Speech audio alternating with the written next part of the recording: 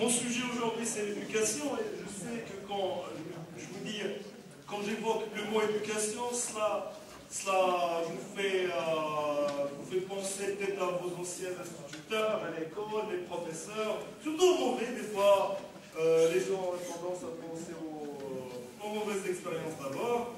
Et si je vous pose de plus la question, si vous êtes satisfait du système éducatif actuel, il y a de fortes chances que la plupart me disent que je ne suis pas satisfait, sans pour autant pouvoir exprimer un avis critique objectif de la situation actuelle. Moi aussi, je pense que nous ne sommes pas sur le point de basculer vers autre chose dans le futur proche. Mais par contre, je peux vous dire que dans quelques années, il y aura autre chose. La question est quoi? Pour remonter à l'origine du problème de l'éducation, en fait, j'ai trouvé une description, j'ai trouvé une introduction assez intéressante sur les chemises que vous nous avez distribuées ce matin. Mais pour la lire, je ferai appel au service de notre poétesse qui nous lira le passage en question. Merci beaucoup. On applaudit.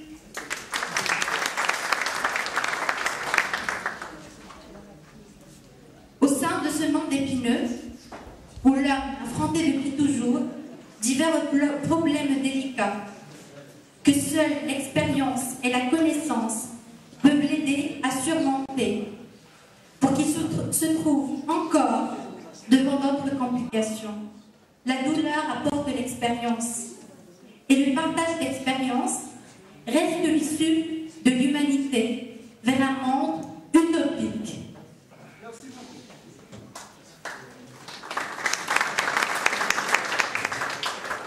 La douleur génère l'expérience. La douleur, même, quel est le mot exact? La douleur apporte l'expérience. La douleur apporte l'expérience. Laissez-moi, remontons tous ensemble un peu dans l'histoire.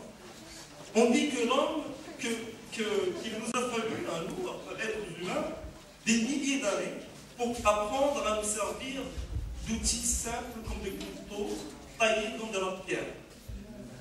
Plus précisément, cela ne nous a pas pris autant pour apprendre à les utiliser, mais ce qui est le plus dur, c'est d'apprendre et apprendre soi-même et apprendre cela à la génération suivante. Si vous prenez par exemple les chats ou les chiens, au cours de leur vie, ils apprennent différents comportements, différentes choses qu'on leur apprend. La difficulté chez l'animal est de transmettre le savoir acquis à la génération suivante. C'est précisément la raison pour laquelle aucune intelligence ni culture n'a surgi du monde animal à ce jour. L'homme s'est développé le jour où il a appris à transmettre du savoir à travers plus d'une génération. Savoir, savoir-faire, comment vivre, savoir-être, culture. C'est alors que l'on commence à distinguer la culture de la nature. La nature, c'est inné. La culture, c'est ce qu'on apprend après. La première dissociation majeure entre deux notions dans l'histoire de l'humanité fut la distinction entre la nature et la culture. Après, on a isolé la culture de la science de la religion. Déjà, les sciences entre elles, les sciences après de la religion de la politique, les pouvoirs entre eux, pouvoir exécutif, pouvoir juridique, etc. Et c'est ainsi que l'on se développe. C'est ainsi que nous avons bâti toute une civilisation. Aujourd'hui, le point précis où nous en sommes est la séparation que je propose entre la formation de la diplomation. C'est pour moi, c'est une proposition très personnelle, c'est d'ailleurs une idée originale, sauf erreur ou omission. C'est une proposition de séparer entre la formation et la diplomation. Pourquoi?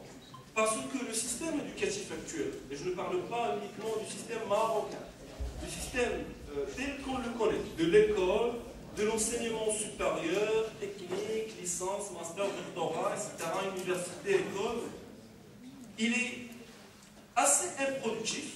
Pourquoi? Parce qu'il ne satisfait pas les besoins de tout le monde.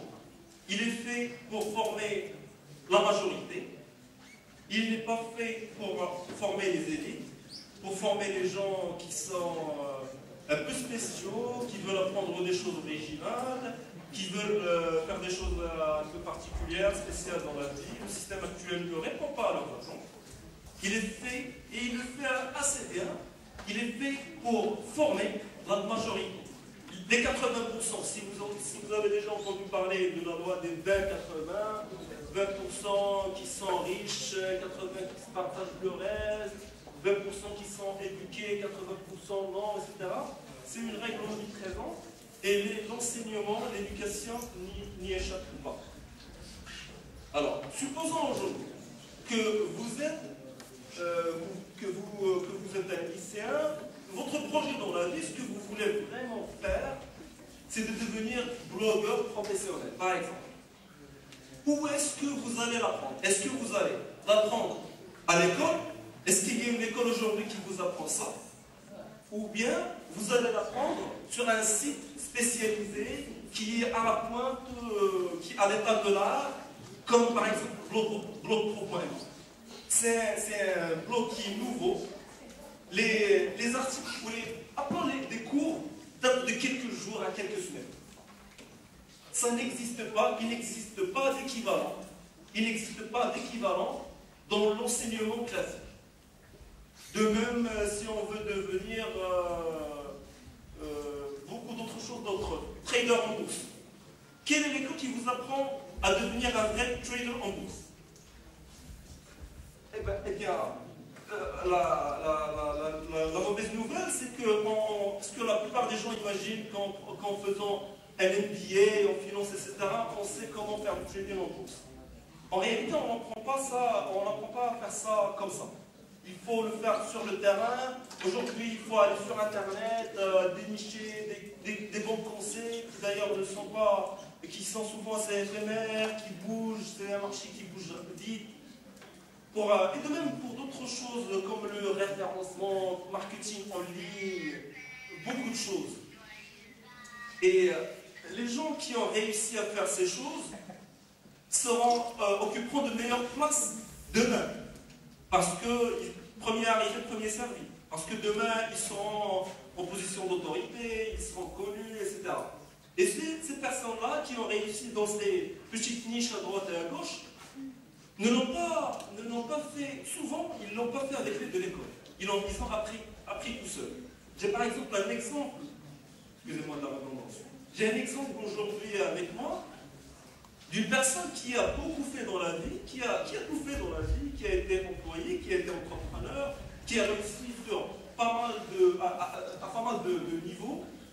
Et j'aimerais bien recueillir son témoignage pour nous dire un aperçu, pour nous donner un aperçu sur son parcours.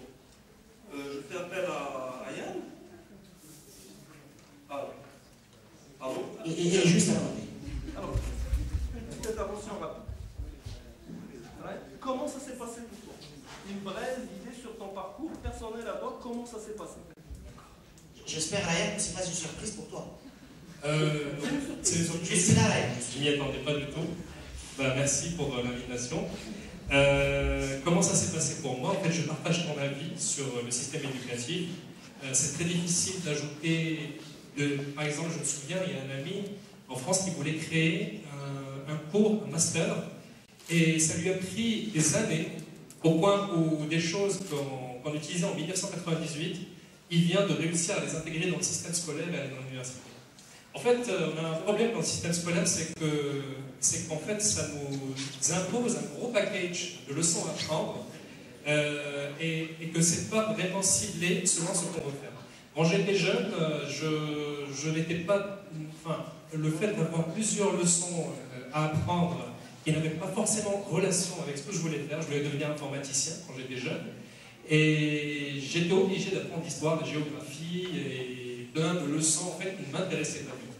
Donc j'ai décidé une chose quand en fait j'avais ces matières à apprendre, j'ai décidé d'arrêter l'école et de me lancer dans mon propre système scolaire, c'est-à-dire choisir les leçons que je veux apprendre, choisir les leçons dont j'avais besoin, en fait, comme par exemple pour faire de l'informatique, il y avait besoin d'apprendre à faire des algorithmes, il y avait besoin peut-être aussi de cours en langue, il y avait besoin de cours en diverses choses, mais je n'avais pas besoin de cours en histoire, peut-être bien un peu d'histoire pour de la culture générale, mais pas me spécialiser en lisant 20 ou 40 leçons par an. Donc j'ai choisi tous ces cours, j'ai fait mon propre système scolaire, et j'ai pu travailler en tant qu'ingénieur informaticien, sans diplôme, comme c'est le cas de l'islam. Et j'ai pu ensuite gravir les échelons, j'ai pu ensuite aussi créer mon entreprise. Et c'est la preuve que c'est possible de réussir, disons, entre guillemets, à décrocher un travail, de faire beaucoup de choses sans forcément être diplômé. Quand vous avez quelque chose à offrir à une société, si vous avez des compétences inédites qui ne sont pas encore vraiment très bien intégrées dans le système scolaire, qui est, entre guillemets, aussi très théorique, ben vous avez la possibilité... Vas-y. Vous avez la possibilité d'avoir un travail. Merci.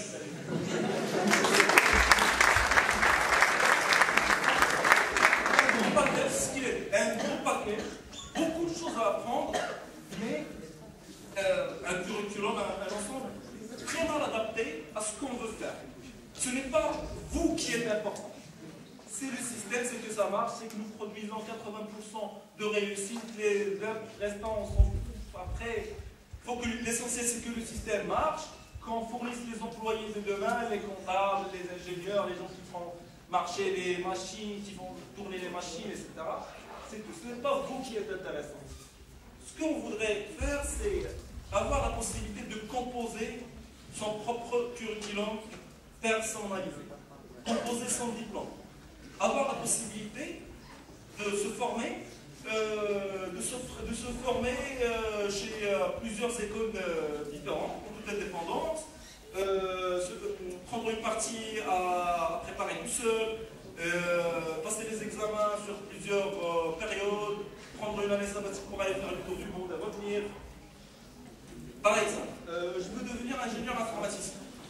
Je peux apprendre la programmation tout seul. Je peux aller prendre des cours de programmation, des cours d'administration de base de données.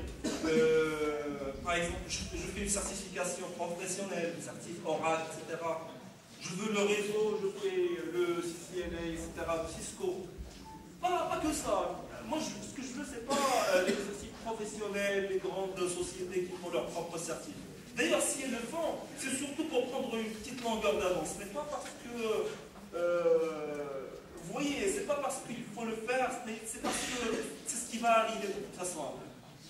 Je voudrais pouvoir prendre des cours à droite et à gauche, pouvoir préparer les choses tout seul, avoir le droit d'être autodidacte, et après avoir passé 3-4 ans à me former tout seul, que je puisse quand même avoir un peu de reconnaissance académique. Que je puisse aller passer des examens reconnus, avoir un diplôme qui atteste de toutes mes compétences. Et le diplôme ne doit pas être prédéfini. Il ne doit pas y avoir diplôme ingénieur système, ingénieur base de données, réseau, ingénieur électricité, système de puissance, ingénieur hydraulique. Non, moi je veux avoir la possibilité d'avoir un diplôme équivalent à ingénieur qui dit que je sais, que je suis expert Linux, que je sais, que je m'y connais en base de données, tel niveau, que je m'y connais en système d'exploitation, tel niveau, que je m'y connais en programmation système, que j'ai sur 3 ou 4 niveaux, niveau 0, 1, 2, 3 par exemple, avec la nécessité d'avoir 3 mentions maximales, par exemple, pour accéder à un certain diplôme. Et les cours après, je peux prendre des cours du soir à l'école A, je peux prendre des cours du jour à l'école B, je peux faire mon entreprise en parallèle, Je peux faire un voyage et apprendre sur Internet, parce qu'aujourd'hui, il faut savoir qu'il y a des forums, il y a des blogs, il y a des newsletters spécialisés, il y a le e-learning, il y a la possibilité de s'inscrire sur des cours à distance pour le suivre en toute ponctualité, avec une interactivité optionnelle, avec beaucoup de choses. Quand vous faites ça, quand vous vous formez, à la fin, aujourd'hui, il n'y a rien, il n'y a aucun moyen pour vous certifier, pour vous diplômer. En fait, je ne suis pas un ingénieur non diplômé comme ça. J'ai fait des classes prépa, là-dessus, j'ai fait une école, l'ENSET, etc., génie électrique et tout. Après, ça ne m'a pas plu. Je suis allé travailler une année, je suis revenu faire une licence professionnelle développeur Java. C'est d'ailleurs que j'ai regretté, parce que c'était une perte de temps. Les professeurs n'étaient pas suffisamment bien formés, les systèmes étaient archaïques. Ça m'a rendu que plus coléreux, que plus mécontent du système éducatif. Et c'est l'une des raisons pour lesquelles j'ai particulièrement tenu à être présent ici pour présenter ce sujet en particulier. Parce que ce à quoi je suis habitué, c'est des événements open source, etc. où je n'ai pas le choix du sujet, parce que je dois aborder une thématique dans l'open source, le CEDU, etc. Et ce n'est pas tous les jours que je viens à un événement plus généraliste, plus ouvert d'esprit, etc. Où on a la possibilité de discuter des idées avant-gardistes avec un public avant-gardiste aussi, de pouvoir créer des débats. Et ce n'est pas aussi... je ne suis pas en train de dire que c'est demain, que c'est ce qu'il faut faire, qu'on se trompe, il ne faut pas faire comme ça. On n'en est pas encore là. Et comme on l'a dit tout à l'heure, la douleur génère l'expérience. La douleur elle prend différentes formes.